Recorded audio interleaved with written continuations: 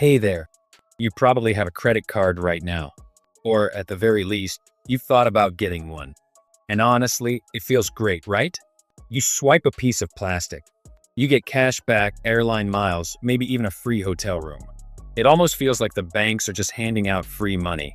But let's be real for a second. Have you ever wondered how these companies make billions of dollars every single year while giving you all these free gifts? Well, spoiler alert. They're still winning. In fact, the entire system is designed to profit off of you. So today, we are breaking down exactly how credit cards work.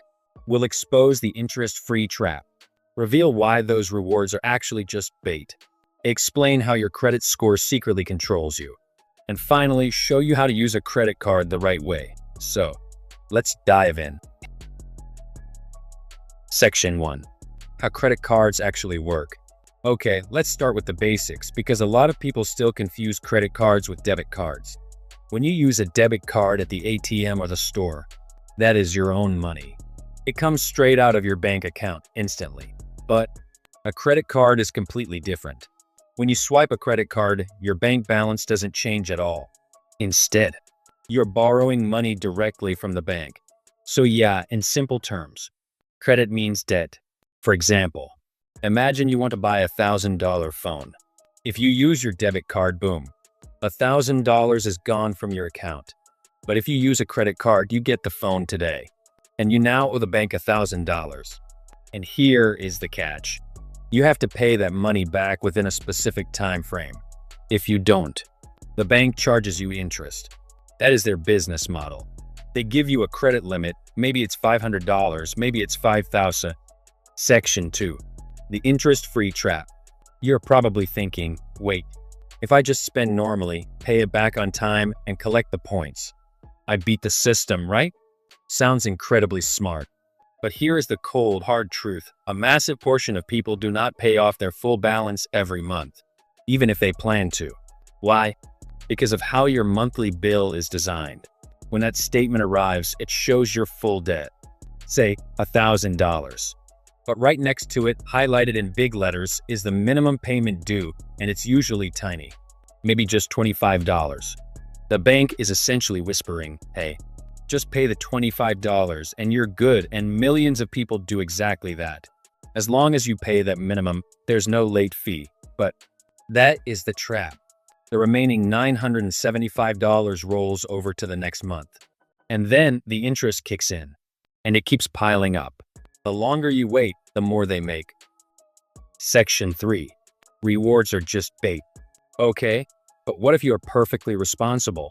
You pay the full balance, cover the fee, and you get those sweet cashback rewards and free flights. Isn't that just a smarter way to spend? Well, banks aren't handing out free vacations to be nice. Those rewards are a psychological trick designed to make you spend more. Studies constantly show that people spend significantly more money when they use a credit card instead of cash. Because swiping plastic just doesn't feel real. Think about it. You might get 1 or 2% cash back. So on a $1,000 phone, you get $20. If it's points, maybe you get 2,000 points. But here's the reality check. A simple domestic flight usually costs 25,000 points. You aren't getting a free trip just from buying groceries. To get those big rewards, you have to spend tens of thousands of dollars. It's a game of chasing points.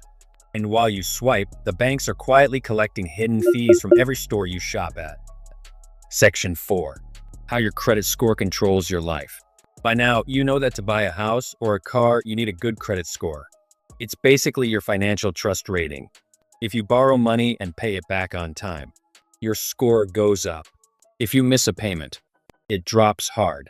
A bad score can stop you from renting an apartment or even getting a job. Because of this, people become obsessed with their credit cards. They start swiping for things they don't even need purely to build their score faster.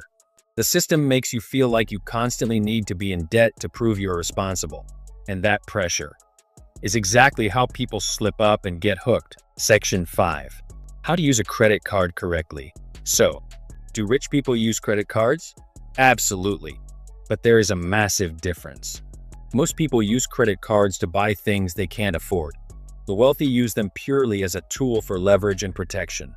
If you don't fully understand how to manage debt, borrowing should be your absolute last resort.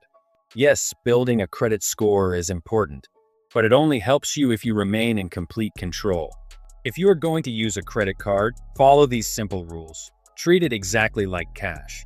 Never spend money you don't already have in your checking account. Do not max out your limit. And most importantly, always pay the full balance on time. Every single month. Start small, maybe with a card that has no annual fee. It's not rocket science. It's just discipline. So let's wrap this up. Now you understand how the credit card machine actually works.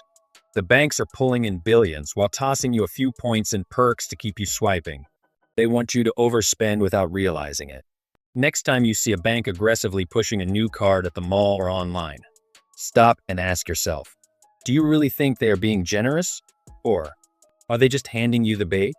Control your spending, don't fall for the trap, and stay smart. Thanks for watching.